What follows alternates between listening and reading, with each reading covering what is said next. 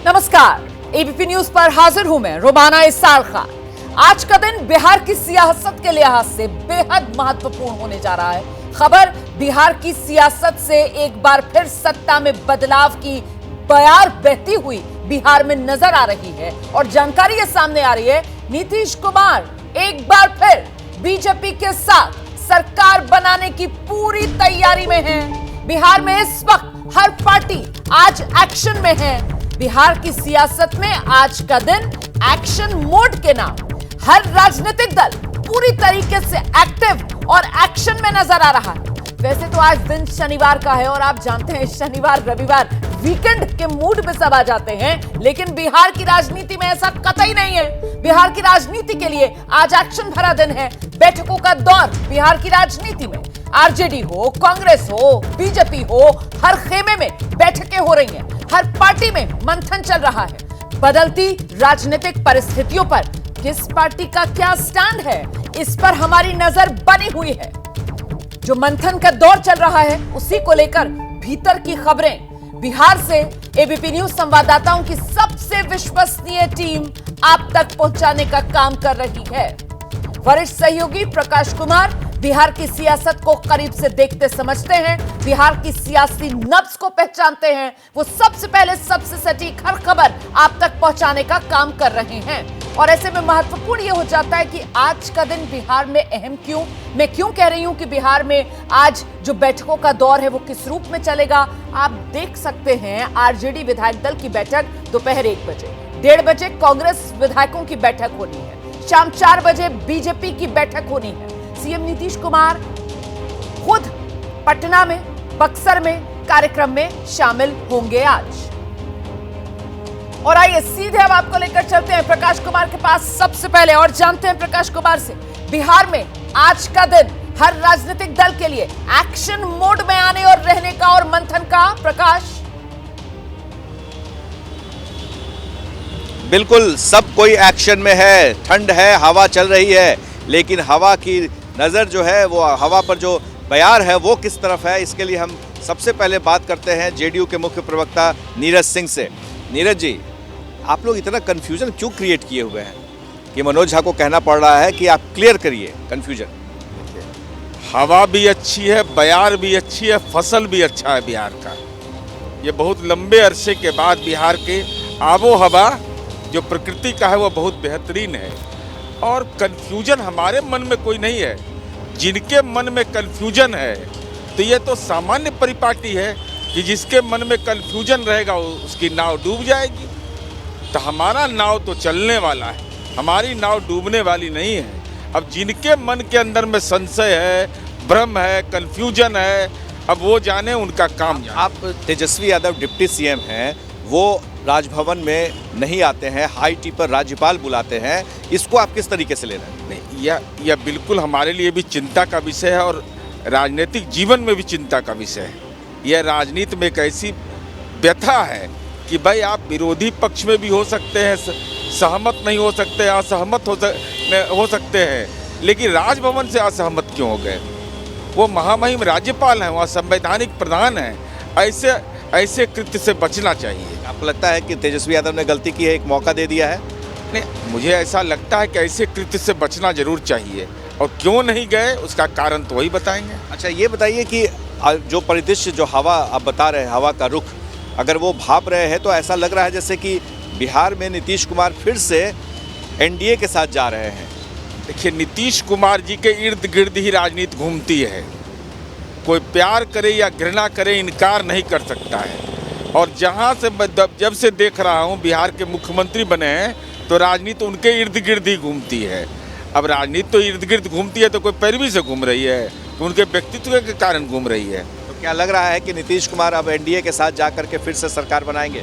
क्या होगा ये मैं नहीं जानता, लेकिन इतना मैं जानता हूँ कि नीतीश कुमार जी राजनीति के केंद्र बिंदु में हैं और रहेंगे।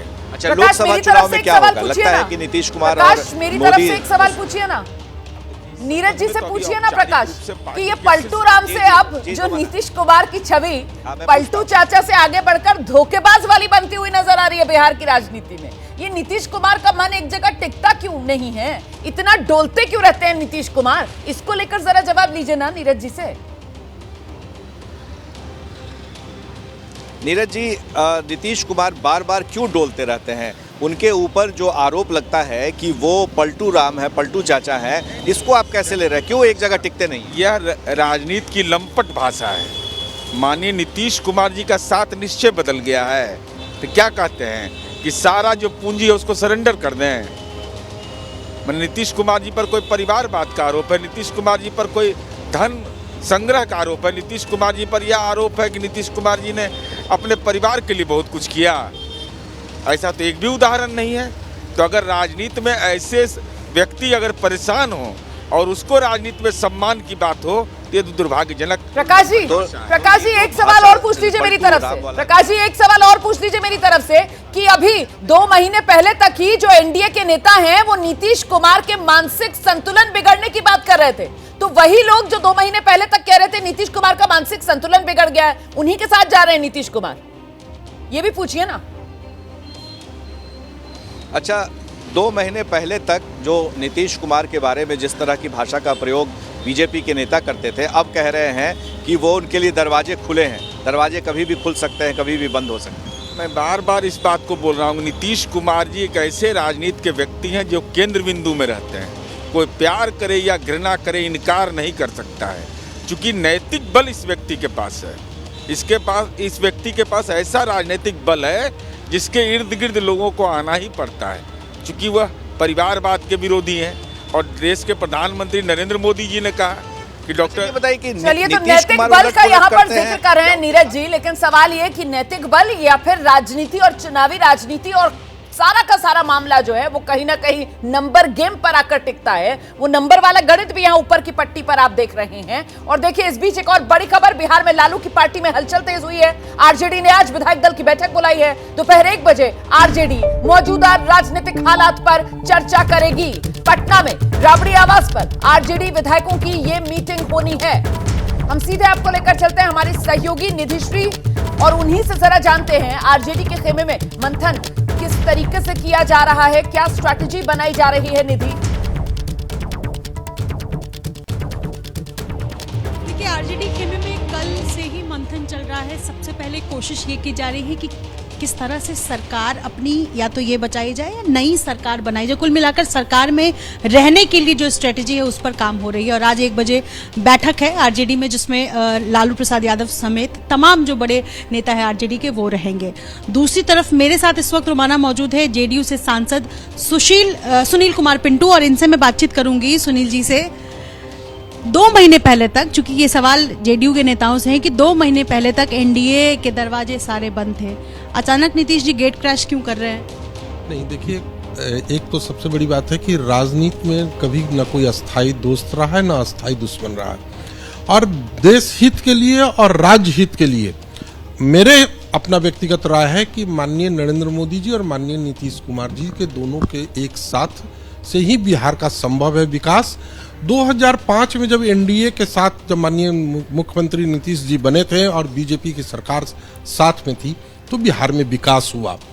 और आज अगर पूरे हिंदुस्तान का नाम दुनिया में अगर डंका बज रहा है तो माननीय नरेंद्र मोदी जी के नेतृत्व में ही पूरे भारत का नाम पूरी दुनिया में। आपके बयान से तो जो कंफ्यूजन आरजेडी को है वो तो आपने क्लियर कर दिया कि नरेंद्र मोदी और नीतीश कुमार दोनों के नेतृत्व में ही विकास होगा। जी, मैं ही नहीं कह रहा हूँ, ये बिहार की जनता कह रही है। आप बिहार की जनता से पूछेंगे तो कहेंगे कि 2005 वाला ही सरकार सबसे सही था जो बिहार में विकास थी। वो तो ठीक है सुनील जी, पर जनता ये भी पूछ रही है कि किसके बयान पर भरोसा किया जाए। अप्रैल 2023 में अमित शाह कहते हैं कि कोई भी दरवाजे नहीं खुलेंगे, अब अचानक से सारे दरवाजे खुल जाते हैं। उससे पहले आप लोग कहते हैं कि मर जाऊंगा लेकिन बीजेपी के साथ नहीं जाऊंगा, फिर जा रहे हैं।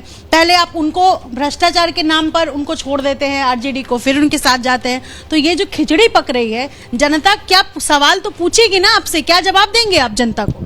जनता के ही हित पर और जनता के ही कहने पर ये फिर से दोनों अगर सरकार का गठबंधन बन रही है तो ये जनता के हित में और जनता के ही कहने पर बन रही है। एक सवाल ये भी है कि कोई इंटरनल सर्वे भी हुआ है क्या जिस आधार पर आप लोगों ने ये निर्णय लिया है? नहीं, ऐसी कोई हमारी जानकारी में नहीं है। निधि, सुनील कुमार पिंटू जी के साथ आप मौजूद हैं, जरा उनसे ये तो पूछ लीजिए कि साथ में आने के जेडीयू और बीजेपी के इनको ऐसा तो नहीं लग रहा है कि इनकी सीतामढ़ी वाली सीट जो है वो पक्की हो जाएगी? वहां से तो अभी पिछले महीने नीतीश कुमार ने कैंडिडेट के नाम का ऐलान कर दिया था।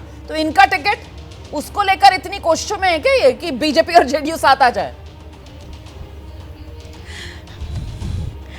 बिल्कुल, ये सवाल तो मैं सबसे पहले मुझे पूछना चाहिए आपसे कि आपका जो सीट है सीतामढ़ी, वहां से दावेदारी जो कर रहे हैं उम्मीदवार पहले ही घोषित किए जा चुके हैं। देवेश चंद्र ठाकुर वो कह रहे हैं पहले हम 2 लाख से जीतते, अब हम 5 लाख से जीतेंगे। तो वो इस तरीके से प्रबल दावेदार है और आप इसी कंफ्यूजन में मलाई खाने की फिराक में।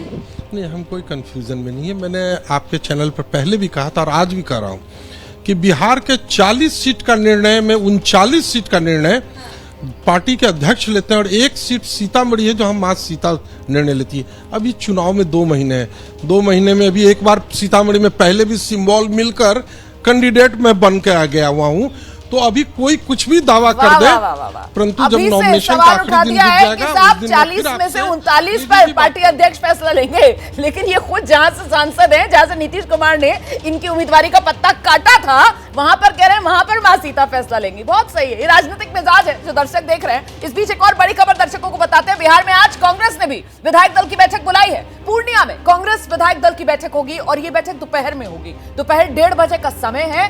कांग्रेस विधायक दल की मीटिंग होनी है। सीधे आपको लेकर चलते हैं हमारे साथ हमारे सहयोगी अभिषेक उपाध्याय, और अभिषेक उपाध्याय के साथ आरजेडी के नेता श्याम रजक मुझे नजर आ रहे हैं। अगर मैं गलत नहीं हूं अभिषेक उपाध्याय, श्याम रजक जी से जरा बात कीजिए, आरजेडी की नजर कहां पर है? रोमाना, आप बिल्कुल गलत नहीं है। श्याम रजक हमारे साथ हैं, आरजेडी के राष्ट्रीय महासचिव हैं। और ये जो फोन में लगे हुए कुछ इन्फॉर्मेशन आ रही है क्या श्याम रजक जी? फोन कर रहे हैं और क्या? आरजेडी के राष्ट्रीय महासचिव हैं, आरजेडी का क्या स्टैंड रहेगा जो इस समय गतिविधियां उसको देखते हुए? गतिविधियां तो कहीं नज़र नहीं आ रही है, सिर्फ मीडिया में हम गतिविधियां देख रहे हैं। न उनके तरफ से किसी तरह का हम लोग को बताया गया है। हम आश्वस्त हैं कि महागठबंधन मजबूत है। अभी भी आश्वस्त हैं आप, जबकि पानी सर पे आ चुका है? मैं आज भी आश्वस्त हूँ, क्योंकि हमने कोई ऐसा कुछ किया नहीं है जिससे हमें महसूस हो इसमें टूटन हो। आप कल गए थे, आप लालू जी के घर पे गए थे, आपकी मुलाकात भी हुई है, सब नेता आरजेडी के वहाँ पहुँच रहे हैं, तो सब ऐसे तो नहीं हो रहा है? वहाँ डेली हम लोग बैठते हैं। कोई ऐसा दिन नहीं है जब पटना में रहें तो लालू जी के यहाँ नहीं जाते हैं, बस वही रूटीन। कल क्या बोले लालू जी जब आप कल मिलने गए थे? उन्होंने बात नहीं कुछ? हम लोग बातचीत कर रहे थे, हंसी मजाक हो रही थी। कोई राजनीतिक बात तो हम लोग की हरदम नहीं होती है। मुझे ये बताइए कि चलिए आप अभी नहीं मान रहे हैं, लेकिन ऐसा होता है तो क्या आप भी तो 8 ही कम हैं? क्या आप लोगों के पास वो पावर है कि आप भी सरकार बना सकें? जनता ने मुझको जितना वोट दिया उस आधार पर हम काम कर रहे हैं। हमने जो एजेंडा लाया था, जो हमारा विजन था, जो हमारा संकल्प था, उस संकल्प के लिए हम प्रतिबद्ध रहे। जब सरकार बनी तो सरकार में हमने बहुमत रहते हुए भी हमने कभी नहीं कहा कि हमारा मुख्यमंत्री हो, हमारा कौन मंत्री हो।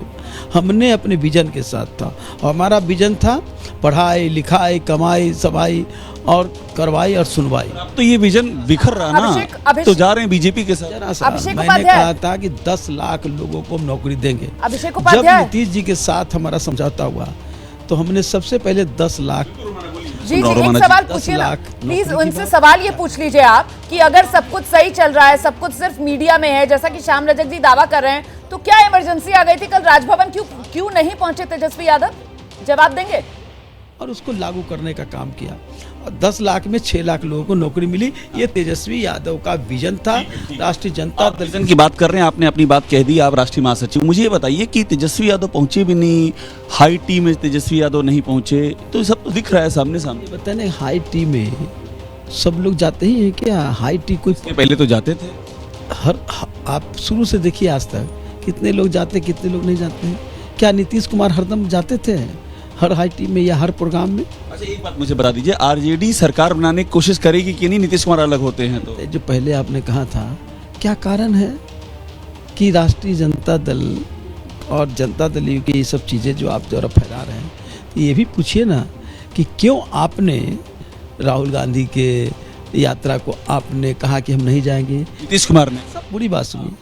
फिर आपने कहा कि झारखंड में हम रैली नहीं करेंगे। फिर आपने कहा कि हम महाराणा प्रताप की जयंती पर नहीं जाएंगे। नीतीश कुमार ने मना किया उसके लिए। और उसको पूछना चाहिए कि क्या अभी आप आता गए?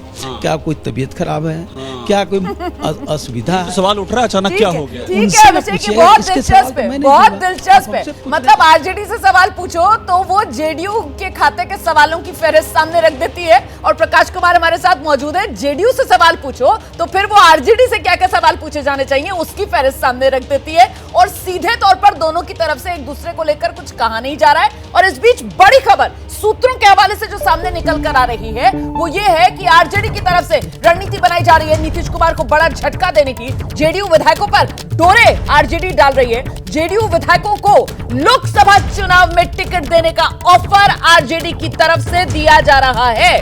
मतलब विधानसभा से इस्तीफा दो और बदले में लोकसभा चुनाव के लिए टिकट पाओ। इसका पूरा गणित क्या है ये जानने के लिए सीधे आपको लेकर चलते हैं। हमारे साथ हमारे सहयोगी प्रकाश कुमार इस वक्त मौजूद है। प्रकाश, मतलब सीधे सीधे आरजेडी की रणनीति, ये जो खबर सामने निकल कर आ रही है इससे तो ऐसे ही नजर आ रहा है कि विधानसभा में बहुमत के आंकड़े को नीचे लाया जाए और तेजस्वी की ताजपोशी करा दी जाए।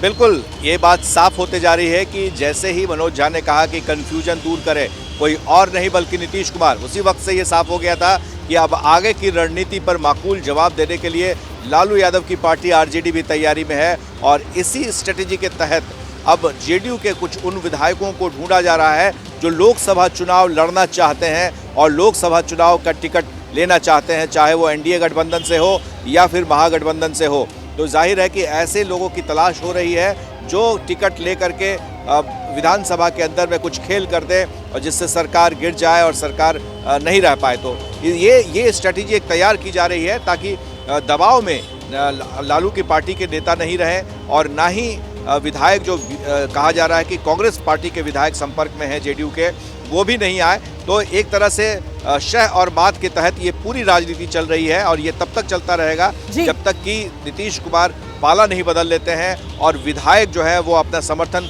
के बारे में साफ स्पष्ट नहीं कर देते हैं। जी बिल्कुल, तब तक तो ये इसी तरीके से सस्पेंस जो बना हुआ है बिहार की सियासत में। और इस बीच बिहार की राजनीति पर बीजेपी के खेमे में भी तो हलचल है। बड़ी खबर ये आ रही है कि आज बीजेपी ने पार्टी के विधायकों की, सांसदों की मीटिंग बुलाई है। शाम 4 बजे पटना में बीजेपी की बैठक होगी। बिहार बीजेपी प्रभारी विनोद तावड़े पटना पहुंचने वाले हैं। बिहार की बैठक है जिसमें सभी कार्य समिति, सभी पदाधिकारी, सभी विधायक, सभी सांसद आएंगे और आने वाले लोकसभा चुनाव को लेकर जो हमें चर्चा करनी है उसकी पूरी चर्चा उसमें की जाएगी। क्या नीतीश कुमार सर इस्तीफा दें? और आइए सीधे आपको लेकर चलते हैं। वीरेश पांडे हमारे सहयोगी इस वक्त मौजूद हैं बिहार में, पटना में बीजेपी मुख्यालय के बाहर खड़े हुए हैं इस वक्त। और जरा जानते हैं वीरेश से, विनोद तावड़े दिल्ली से पटना पहुंच रहे हैं, क्या मंत्र लेकर, क्या फॉर्मूला लेकर, क्या जानकारी? देखिए, ये चाणक्य की धरती है और जो चाणक्य हैं भारतीय राजनीति के अमित शाह, जिन्होंने रणनीति बनाई है, चौसर बिछाया है शतरंज की, उस पर सब कुछ सीखकर विनोद तावड़े राष्ट्रीय महासचिव प्रभारी बिहार पहुंच रहे हैं और पहुंचकर जो सारी जो चीजें हैं उसे फंसाएंगे, बताएंगे और हर चाल में जो विपक्ष है वो फंस चुका है। लेकिन मैं एक चीज दिखाना चाहूंगा बीजेपी के दफ्तर से, जिस दिन से ये विवाद खड़ा हुआ, कहां से ये शुरू हुआ, एक बार फिर ये देखिए। ये प्रधानमंत्री की तस्वीर लगी, जेपी नड्डा की तस्वीर लगी और कर्पूरी ठाकुर की ये तस्वीर लिखी और लिखा है कि बिहार और पिछड़े समाज का सम्मान बढ़ाते हुए सामाजिक समरसता के लिए जीवन अर्पित करने वाले जन नेता कर्पूरी ठाकुर जी को भारत रत्न देने के लिए आदरणीय प्रधानमंत्री श्री नरेंद्र मोदी जी का धन्यवाद। निवेदक भारतीय जनता पार्टी बिहार। ये वो तस्वीर है, ये वो भारत रत्न है, ये वो कर्पूरी ठाकुर है, ये प्रधानमंत्री नरेंद्र मोदी और भारतीय जनता पार्टी है। जिस दिन ये काम हुआ है, नहीं, बहुत बड़ी बात आप कह रहे हैं वीरेश। दरअसल यही वो बड़ा फैसला मोदी सरकार का जिसने बीजेपी की तरफ आने के लिए नीतीश कुमार का वो जो दरवाजा बंद था उसकी कुंडी खोलने का काम किया है ना, तभी तो वो रास्ता बन पाया। मैं जरा जल्दी से नीरज पांडे का रुख कर लेती हूँ, हमारे साथ इस वक्त मौजूद है और जरा जानते हैं नीरज पांडे से। विनोद तावड़े ये जो पटना गए हैं तो जाहिर सी बात है तो संदेशा लेकर ही गए होंगे और जो पूरी की पूरी डील फाइनल हुई है वो दिल्ली में। ऐसे में नीरज, डील फाइनल क्या हुई है बीजेपी और जेडीयू के बीच, सूत्र क्या बता रहे हैं? देखिए, डील फाइनल हो चुकी है जिसमें भारतीय जनता पार्टी और जेडीयू के बीच में जो समझौता हो उसके तहत मुख्यमंत्री नीतीश कुमार होंगे, लेकिन 2 उप मुख्यमंत्री बीजेपी कोटे से होंगे और दोनों यंग और नए चेहरे होंगे। यहाँ पे एक बात बहुत समझना ज़रूरी है और मेरी जो जानकारी है 28 से 29 तारीख को सरकार का गठन हो जाएगा, जिसमें नीतीश कुमार शपथ ले लेंगे, साथ में दोनों उप मुख्यमंत्री भी शपथ ले लेंगे। जो मंत्रियों का, जहां तक मंत्रियों के फार्मूले में वही पुराना फार्मूला लागू होगा और पुराने फार्मूले में ये है कि 2 से 4 विधायकों के बीच में एक मंत्री बनाया जा सकता है। साथ ही जीतन राम मांझी और जो एलजेपी है यानी कि चिराग पासवान की पार्टी और पशुपति पारस की पार्टी, इन दोनों में से भी कुछ विधायकों को सरकार में एडजस्ट किया जा सकता है। तो कुल मिलाकर ये है कि भारतीय जनता पार्टी और जेडीयू के बीच में डील हो चुकी है, सब कुछ फाइनल हो चुका है, अब केवल अमली जामा पहनाना है। और इसीलिए जो बात आप कह रहे हैं इसका मतलब ये निकाला जाए कि कल तक जो कहा जा रहा था डिप्टी सीएम के तौर पर सुशील मोदी के नाम पर भी मोहर, मतलब ऐसा नहीं होने जा रहा। सीएम नीतीश कुमार इस बदलाव के बाद नई सरकार में बने रहेंगे, लेकिन डिप्टी सीएम बीजेपी की तरफ से यंग नए चेहरों को मौका दिया जाएगा। तो बिहार की सियासत से जुड़ी हर खबर सबसे पहले, सबसे सटीक अंदाज में एबीपी न्यूज पर ही आप देख पाएंगे। बिहार में सरकार के बदलाव की बयार है, फिर भी डटे हुए नीतीश कुमार हैं और आज नीतीश कुमार की दिन की पहली तस्वीर सामने आई है। तस्वीर देखिए आप जरा। नीतीश कुमार जो उनके सरकारी कार्यक्रम हैं उसमें व्यस्त, हर रोज की तरह उनको अंजाम देते हुए। ये जो तस्वीरें हैं वो पटना वेटनरी कॉलेज ग्राउंड की, जहां नीतीश कुमार पहुंचे हैं। यहां पर जो अग्निशमन विभाग है उसमें फायर ब्रिगेड की नई गाड़ियों को हरी झंडी दिखाने का काम नीतीश कुमार की तरफ से किया जाएगा। तो आज के दिन की नीतीश कुमार की ये पहली तस्वीर। कहां तो बिहार की सियासत में ये कयास लगाए जा रहे हैं, सूत्रों के हवाले से खबर आ रही है कि बहुत मुमकिन है ये बदलाव जो है आज ही इस रूप में हो जाए कि नीतीश कुमार आज ही इस्तीफा दे दें और उसके बाद नई सरकार का गठन बीजेपी के साथ मिलकर कल या परसों में हो जाएगा। और ये बिहार बदलाव की बयार सरकार में, लेकिन फिर भी सीएम की कुर्सी पर डटे रहेंगे नीतीश कुमार, ये तस्वीर साफ हो रही है। और ऐसे में एनडीए के पुराने साथी, खासतौर से चिराग पासवान, उनके मन में क्या चल रहा है, उनकी पार्टी की क्या सोच है, सीधे आपको लेकर चलते हैं चिराग पासवान के घर से। हमारी सहयोगी मदिया इस वक्त मौजूद है। मदिया, बिल्कुल रोमानी जी, जैसे आपने अभी कुछ देर पहले बात की थी, मंथन चल रहा है। मंथन तो देखिए बिहार से लेके दिल्ली तक चल रहा है, लेकिन अगर चिराग पासवान की खास तौर से बात करें तो चिराग पासवान इस वक्त वॉच एंड वेट सिचुएशन में है, वेट एंड वॉच सिचुएशन और मोड में है, क्योंकि चिराग पासवान है तो अपने घर पर पहुंच तो गए हैं दिल्ली, लेकिन अभी भी किसी से बात नहीं कर रहे हैं। फिलहाल उन्होंने मीडिया से कोई बात नहीं की, लेकिन बीते दिन जो उन्होंने बात कही उसमें उन्होंने ये बात कही थी कि अभी क्लियर होने दीजिए, क्या कुछ सिनेरियो बदलता है, क्या कुछ सिचुएशन बनती है, उस हिसाब से वो बात करेंगे। तो अभी यही देखना होगा कि जो उनके तल्ख रिश्ते नीतीश कुमार से रहे हैं उसको देखते हुए अगर नीतीश कुमार अब एनडीए के साथ आते हैं और वापस से बिहार में वो एनडीए के साथ मिलकर सरकार बनाते हैं, तो देखना यह होगा कि क्या नीतीश कुमार का वेलकम मुस्कुराकर करेंगे चिराग पासवान, किस तरह से उनका वेलकम करेंगे, क्या कंफर्टेबल हैं चिराग पासवान नीतीश कुमार को वेलकम करने के लिए। बहुत सारी चीजें हैं, इसीलिए बीजेपी के जो टॉप लीडर्स हैं उनके लगातार संपर्क में चिराग पासवान है, फोन पर लगातार बातचीत हो रही है, खासतौर से गृह मंत्री अमित शाह से। अब इस पूरी सिचुएशन में ये देखना होगा कि आज चिराग पासवान का क्या मूवमेंट होता है, क्या किसी से मिलने जाते हैं, क्या कोई बातचीत होती है, क्योंकि फोन पे लगातार बातचीत हो रही है, लेकिन क्या किसी से मिलने जाते हैं, क्या किसी से कोई उनकी मीटिंग फिक्स होती है, इस पर आज पूरी नजर रहने वाली है। जी बिल्कुल, इसीलिए तो आज का दिन बिहार की सियासत के लिहाज से बेहद अहम रहने वाला है। बिहार की राजनीतिक धारा, क्योंकि पलटेंगे नीतीश दोबारा। बिहार की राजनीतिक हलचल पर हमारी नजर लगातार बनी हुई है और इस बीच दिल्ली से बड़ी सियासी खबर आ रही है। दिल्ली के मुख्यमंत्री अरविंद केजरीवाल, उन्होंने बीजेपी को कटघरे में खड़ा कर दिया है। बड़ा आरोप अरविंद केजरीवाल ने बीजेपी पर लगाया है। अरविंद केजरीवाल कह रहे हैं दिल्ली में सरकार गिराने की कोशिश कर रही है बीजेपी। आम आदमी पार्टी सरकार गिराने की जुगत में लगी हुई है बीजेपी। अरविंद केजरीवाल ने बाकायदा सोशल मीडिया पर पोस्ट किया, बीजेपी पर 7 विधायकों से संपर्क साधने, उन्हें खरीदने की पेशकश करने के आरोप लगाए। 7 करोड़ रुपए और बीजेपी से टिकट का ऑफर भी, ये आरोप भी लगाया गया है अरविंद केजरीवाल की तरफ से। तो ये सोशल मीडिया पर पोस्ट जो अरविंद केजरीवाल ने किया है।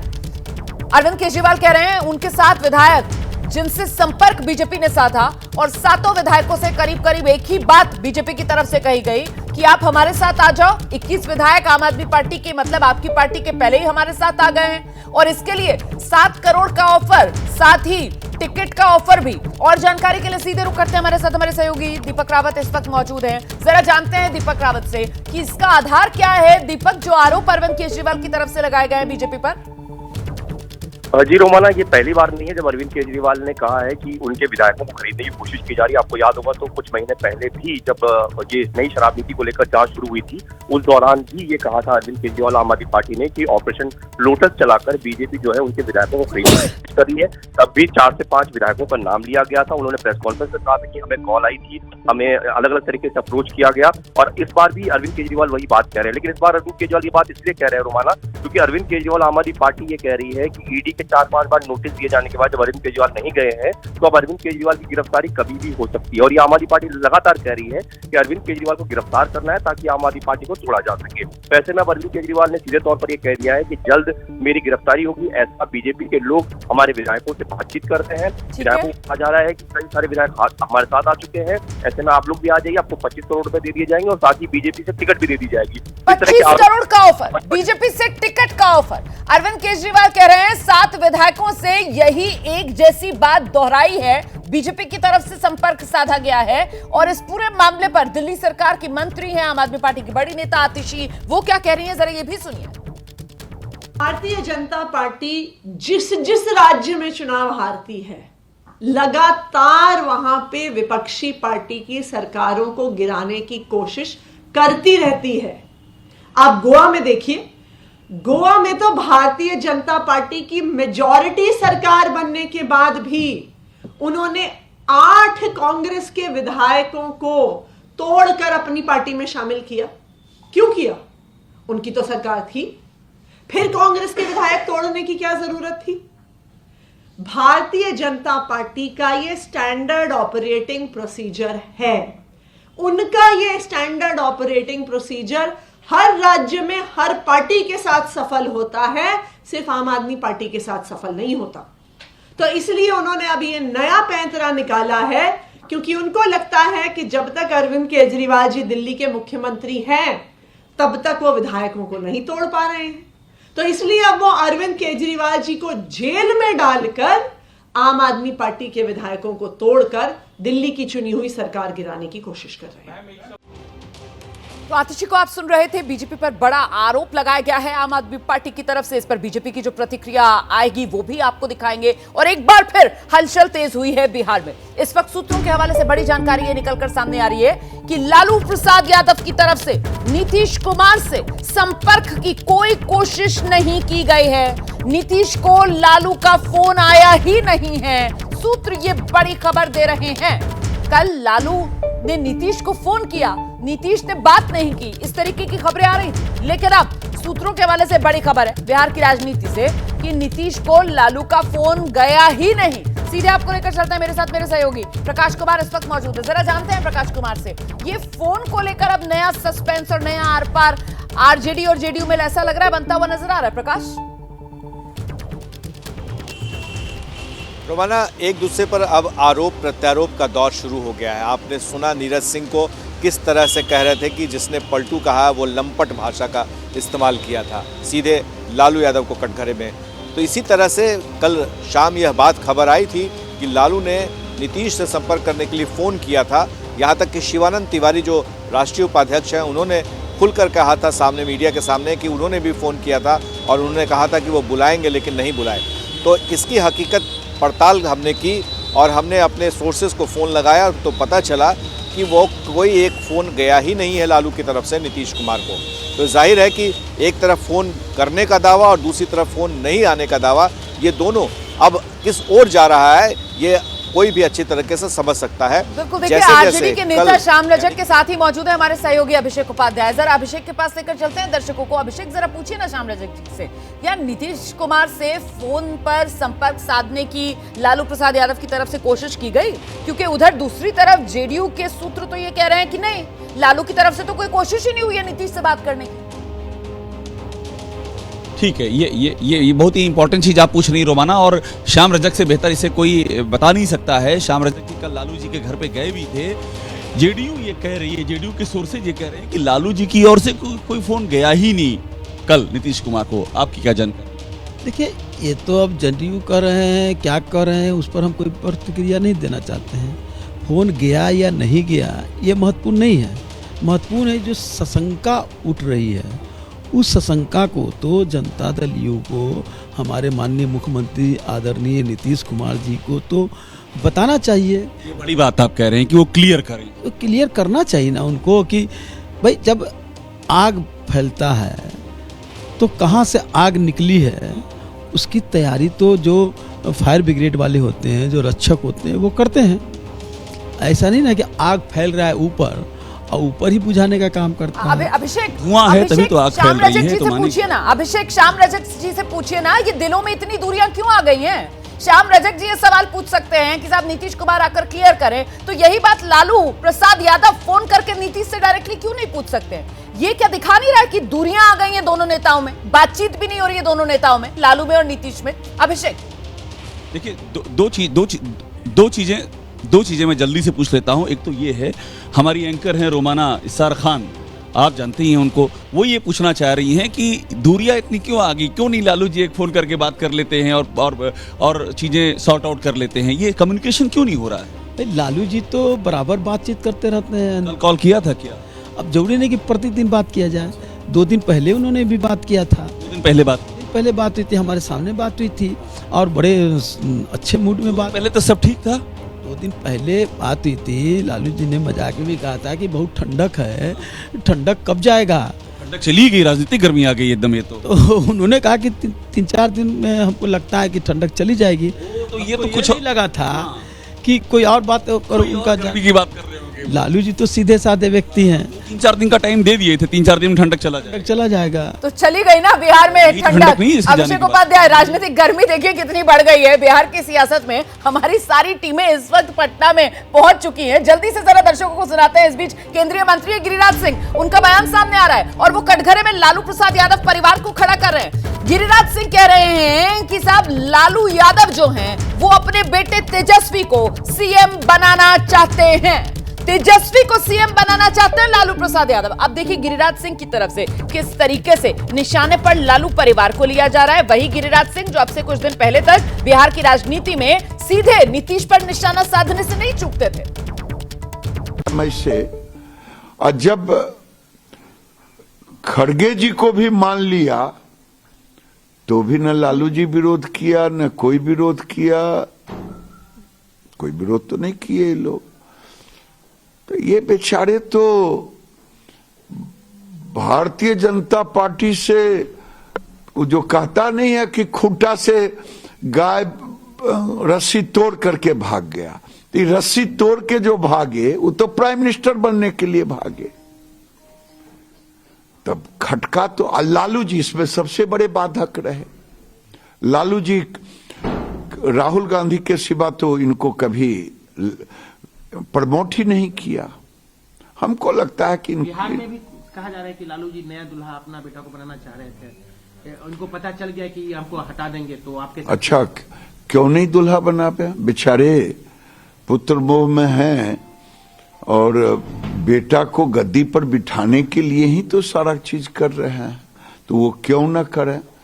हम पहले भी कहते थे 8-10 गो एमएलए तो टहलते हुए आ जाएगा लालू जी के साथ। आज भी वो स्थिति है। जेडीयू के कई विधायक ने अलग एक गुट बना के 8-10 कहा जा रहा है, ऐसा सोच उन्होंने बैठक की है क्योंकि वो नहीं चाहते नीतीश जी के साथ जाएं। मैं तो ये कह रहा हूं कि लालू जी इस बिहार में सबसे पहले पार्टियों को तोड़ने का काम किया था। तो अगर नीतीश जी के पार्टी को तोड़ना कहां है, उनके पार्टी से पैदल 10 को चला आएगा उनके पास। इसलिए ये लालू जी और नीतीश जी में मैं कह रहा हूं छक्का पंजा का खेल है। कौन जीतता है ये तो नजर गड़ाए रखिए, हम भी रखे हैं। आरजेडी की तरफ से भी कहा गया है कि अगर सरकार नहीं बनाने की स्थिति में वो आ रही है, तेजस्वी यादव को नहीं बना पाएगी क्योंकि उन पर ईडी सीबीआई बहुत तरह के मामले हैं, तो ऐसे में वो महादलित चेहरे को प्रोजेक्ट कर रहे हैं, जीतन राम मांझी को मुख्यमंत्री पद का ऑफर दे रहे हैं। देना ही चाहिए, इसमें क्या हम क्या, उनके नीतीश कुमार मुख्यमंत्री फिर से न बन सके। देखिए, नीतीश कुमार और लालू जी ये दो व्यक्ति हैं कि पद रहेगा तो राबड़ी के पास और पद रहेगा तो नीतीश जी के पास।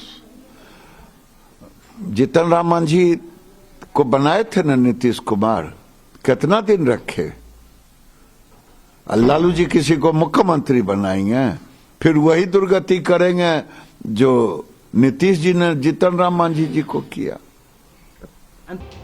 तो गिरिराज सिंह को आप सुन रहे थे जो कह रहे हैं कि लालू तो पुत्र मुंह में फंसे हुए हैं, लालू परिवार किसी को सीएम की कुर्सी नहीं दे सकता है, वैसे ही जैसे नीतीश कुमार भी किसी को सीएम की कुर्सी नहीं दे सकते हैं, इन्हें कुर्सी चाहिए। नीतीश व्याकुल आत्मा, ये कहना गिरिराज सिंह का। हम जरा जल्दी से एक बार फिर से आपको लेकर चलते हैं। अभिषेक उपाध्याय जो है वो लगातार श्याम रजक जी के साथ ही है, जरा इस पर भी क्लैरिटी लीजिए ना अभिषेक। ये जो बात सामने निकल कर आ रही है, सूत्र जो बता रहे हैं कि साहब जीतन राम मांझी वाला फॉर्मूला कि उनको सीएम बना दिया जाए, ये आरजेडी की तरफ से आगे बढ़ाने की कोशिश की जा रही है ताकि किसी तरीके से नीतीश को सीएम बनने से रोक दिया जाए। इसकी सच्चाई क्या है?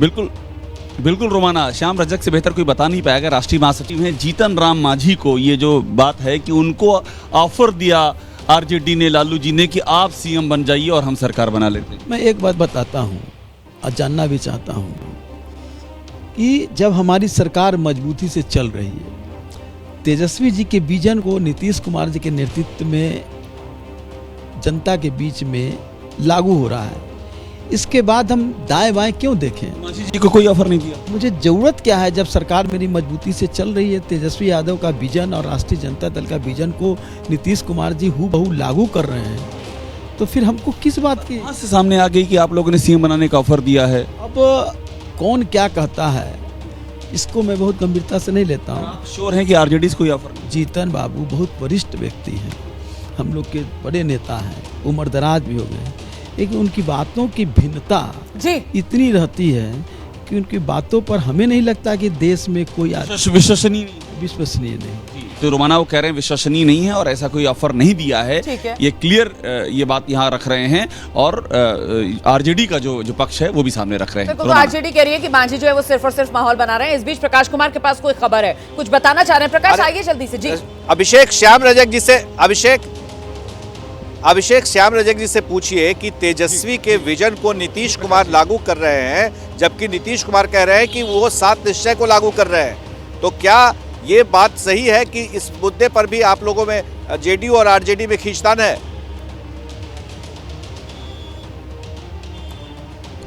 प्रकाश जी एक बार सवाल दोहरा दीजिएगा। नीतीश कुमार वाला आपने जो विजन वाली बात की, एक बार फिर से जरा दोहरा दीजिएगा उसको। श्याम रजक कह रहे हैं कि तेजस्वी के विजन को नीतीश कुमार लागू कर रहे हैं जी, यानी कि आरजेडी के एजेंडा पर नीतीश कुमार चल रहे हैं, तो नीतीश कुमार कह रहे हैं कि उनका 7 निश्चय है, वो 7 निश्चय लागू कर रहे हैं।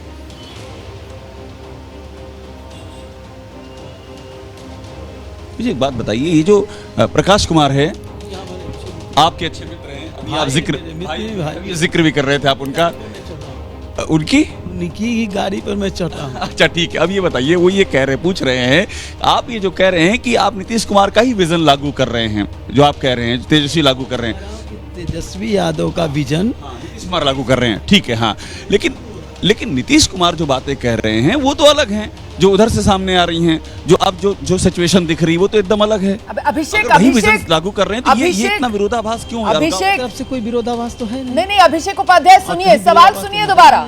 अभिषेक उपाध्याय, एग्जैक्ट सवाल जो यहाँ पर रख रहे हैं प्रकाश कुमार, जो आपको श्याम रजक के सामने रखना है, वो ये कि श्याम रजक जी ने बोला कि नीतीश के नेतृत्व में तेजस्वी यादव का विजन लागू हो रहा है, और प्रकाश जी सवाल ये पूछ रहे हैं कि भाई जेडीयू तो कहती है कि ये नीतीश कुमार के 7 निश्चय हैं, नीतीश के 7 निश्चय हैं जो लागू हो रहे हैं, तो ये तेजस्वी का विजन है या नीतीश के 7 निश्चय लागू हो रहे हैं? वो बिल्कुल ये पूछिए। बिल्कुल, वो मेरे कान में आवाज क्लियर आ नहीं रही थी। रोमाना अब एकदम क्लियर है, मैं बिल्कुल अब एकदम क्लियर है, आपने कहा अब एकदम क्लियर आ गई। प्रकाश जी पूछ रहे हैं कि नीतीश कुमार के 7 निश्चय वो लागू कर रहे हैं। आप कह रहे हैं कि तेजस्वी का जो विजन है वो लागू हो रहा है। ये तो 7 निश्चय में के खिलाफ हम लोग कहाँ हैं? 7 निश्चय कब आया था? मैं जानना चाहता हूँ प्रकाश जी से। प्रकाश जी बहुत समझदार आदमी है, जानकारी भी रहता है, याददाश्त भी उनकी मजबूत रहती है। 7 निश्चय कब आया और कब से लागू हुआ? 7 निश्चय में 7 सवाल थे, 7 सवाल उस समय चालू हो गया था। क्यों नहीं 10 लाख लोगों की नौकरी की बात उस समय हुई जब भारतीय जनता पार्टी के साथ थे? क्यों नहीं हुआ उस समय? तो वो यादव का एजेंडा है ना। तेजस्वी यादव जी जब कहे थे जी कि हम 10 लाख लोगों को नौकरी देंगे, तो विधानसभा के पटल पर माननीय मुख्यमंत्री जी ने क्या कहा था? ये सारी बातें हैं। ठीक है, तो मतलब श्याम रजक ये कह रहे हैं कि वो नीतीश कुमार वाले 7 निश्चय जो हैं वो तेजस्वी यादव के ही विजन से सामने निकल कर आए हैं। तो ये जेडीयू और आरजेडी के खेमे में जो खबरें सामने निकल कर आ रही हैं वो तो हम आपको दिखा ही रहे हैं, लेकिन उधर बीजेपी में क्या हो रहा है जरा जल्दी से नीरज पांडे के पास आपको लेकर चलते हैं। और नीरज, ये गिरिराज सिंह जी के जिस तरीके से हृदय परिवर्तन होते हुए, सुर बदलते हुए, नरम कुछ नीतीश के लिए, लालू पर वैसे ही गरम, तो मतलब अब नीतीश के सम्मान में बीजेपी उतरेगी मैदान में। नीरज, देखिए, जब हाईकमांड फैसला ले लेता है और लॉन्ग टर्म चीज़ों को ध्यान में रख के फैसला लिया जाता है तो सुर बदल ही जाते हैं। तो गिरिराज सिंह कोई संयुक्ति नहीं, सभी के सुर बदल गए हैं। कल तक जो सुशील मोदी पानी पी पी के गाली दे रहे थे या पानी पी पी के बातें सुना रहे थे नीतीश कुमार और आरजेडी की सरकार को, वही सुशील मोदी कल बयान देते नजर आए कि नहीं, राजनीति में सबके लिए दरवाजे खुले रहते हैं, दरवाजे कभी बंद नहीं होते। तो ये एक हृदय परिवर्तन नहीं बल्कि राजनीतिक ज़रूरत है, क्योंकि लोकसभा चुनाव नज़दीक है, 40 लोकसभा सीटें हैं। अभी भी नीतीश कुमार के पास माना जा रहा है कम से कम 12 से 15% का अति पिछड़ा और पिछड़ों का वोट बैंक है। ऐसे में भारतीय जनता पार्टी कतई नहीं चाहती कि वो वोट बैंक कहीं छिटक कर दूसरी पार्टी के पास या दूसरे घटक दल के पास जाए। भारतीय जनता पार्टी बहुत सोच समझकर निर्णय लेना चाहती है। ना सिर्फ उनके पास विधानसभा में उनकी सरकार हो जाएगी, बल्कि लोकसभा में वो 2019 का जो अपना ट्रैक रिकॉर्ड है उसको मेंटेन रखेंगे। इसके लिए जरूरी है कि बिहार में नीरज पांडे, जिसके चलते हृदय परिवर्तन हो जाता है, ये राजनीतिक जरूरतें ही होती है नीरज पांडे, जिसके चलते घर वापसी हो जाती है और कभी भी किसी खेमे के साथ जाने में गुरेज नहीं करते हैं नीतीश। मैं जल्दी से जरा वीरेश पांडे के पास दर्शकों को लेकर चलती हूं। पटना बीजेपी ऑफिस से हमारे साथ जुड़े हुए हैं लगातार, वहां पर इस वक्त किसी तरीके की कोई हलचल होते हुए आप देख रहे हैं क्या वीरेश? शाम में 4 बजे तो बैठक बुलाई गई है विधायकों की, सांसदों की, अभी की क्या स्थिति है? देखिए, अभी की स्थिति यह है कि कुछ पार्टी के नेता कार्यकर्ता धीरे धीरे करके बीजेपी के दफ्तर पर आ रहे हैं। 4 बजे की मीटिंग इसलिए महत्वपूर्ण है कि अमित शाह ने विनोद तावड़े को जो बताया है, समझाया है, यानी केंद्रीय नेतृत्व ने जो तय किया है बिहार को लेकर, उसे एक पेज पर विधायकों की बैठक में बताया जाएगा। यानी विधायकों की मर्जी भी ली जाएगी जो केंद्रीय नेतृत्व ने, हाईकमान ने तय किया है। यानी सबकी सहभागिता, सबकी सहमति से, विधायकों की सहमति से बिहार में परिवर्तन होगा। और अगर भारतीय जनता पार्टी के दफ्तर की बात कर रहे हैं तो मैं एक बार दिखा देता हूं अपने कैमरे की नजर से। पूरा देश जानना चाहता है कि भाजपा का जो बिहार का दफ्तर है वहां क्या चल रहा है। तो यहां पर तैयारियां चल रही हैं। जो विधायक आएंगे उनके लिए बैठने की क्या व्यवस्था होगी, जलपान की क्या व्यवस्था होगी, सुरक्षा की क्या व्यवस्था होगी, साफ सफाई की क्या व्यवस्था होगी। इसलिए भारतीय जनता पार्टी का जो दफ्तर है, आप देख रहे होंगे कि कुछ लोग हैं जो काम कर रहे हैं, लड़ी लगा रहे हैं, झालर नजर आ रहे हैं बीजेपी ऑफिस में। यहीं पर शाम 4 बजे से बैठक होनी है बीजेपी के विधायकों की और सांसदों की। इस बीच जल्दी से प्रकाश कुमार का रुख करते हैं। ये जो हलचल बढ़ती हुई नजर आ रही है, इसी को लेकर प्रकाश कुमार के पास बड़ा अपडेट है। क्या खबर है प्रकाश? बिल्कुल, श्याम रजक ने साफ साफ कहा कि तेजस्वी के विजन को नीतीश कुमार लागू कर रहे हैं। क्या इसमें सच्चाई है? हम सीधे प्रतिक्रिया ले लेते हैं जेडीयू के मुख्य प्रवक्ता नीरज सिंह से। तेजस्वी के जो एजेंडा था, जो उनका विजन था, उसको नीतीश कुमार लागू कर रहे हैं, ये कहना है महासचिव है, राष्ट्रीय महासचिव है श्याम रजक जी। वो कैसे दावा कर रहे हैं मैं नहीं जानता। अरे भाई, 7 निश्चय पार्ट 2 तो माननीय नीतीश कुमार जी ने बनाया और गठबंधन का सहयोगी दल बदला, उसके बावजूद वो कार्यक्रम यथावत लागू रहे। भाई, नहीं तो अपने अपने दल का घोषणा पत्र लोग निकाल के देख ले तो वह उसका क्रियान्वयन हुआ या 7 निश्चय पार्ट 2 का हुआ। श्याम रजक जी का कहना है कि 10 लाख सरकारी नौकरी देने का वादा तेजस्वी ने किया था और उसे ही लागू किया जा रहा है। नहीं, वो तो वायदा यह था कि प्रथम कैबिनेट में ही हो जाएगा, लेकिन हमने जो वायदा किया था तो वह कब का निर्णय है? शिक्षकों की बहाली का? वह कब कैबिनेट का निर्णय हुआ? कब अधियाचना गई? जरा उसका भी अवलोकन कर लेना चाहिए। आपको लग रहा है कि ये जो दावा चल रहा है आरजेडी की तरफ से, वो स्पष्ट है कि ये सरकार जो है वो तेजस्वी के विजन पर चल रही थी? अब जो लोग ये समझते हो उनको समझने का अधिकार है, लेकिन माननीय नीतीश कुमार जी के नेतृत्व में 7 निश्चय पार्ट 2 जो उनका क्रिएशन है, नेतृत्व उनका मान रहे हैं, लेकिन नेतृत्व में उनके ही विजन को लागू किया जा रहा है तेजस्वी के। भाई 7 निश्चय आप बनाए कि हम बनाए? आप तो अपना घोषणा पत्र बनाए थे, उस घोषणा पत्र को देख लीजिए और हमारा 7 निश्चय पार्ट 2 देख लीजिए। आपने सुना क्रेडिट को लेकर के सवाल उठने खड़े हो गए हैं, तो ऐसे में सरकार में रहकर भी क्या कुछ मामला बन सकता है, ये सब समझ सकते हैं। रोमाना, बिल्कुल, तो सियासत बेहद दिलचस्प होती हुई और बिहार में बदलाव की आहट जो सुनाई पड़ रही है वो और तेज होती हुई। फिलहाल बहुत बहुत शुक्रिया आप सभी का हमारे साथ जुड़ने के लिए।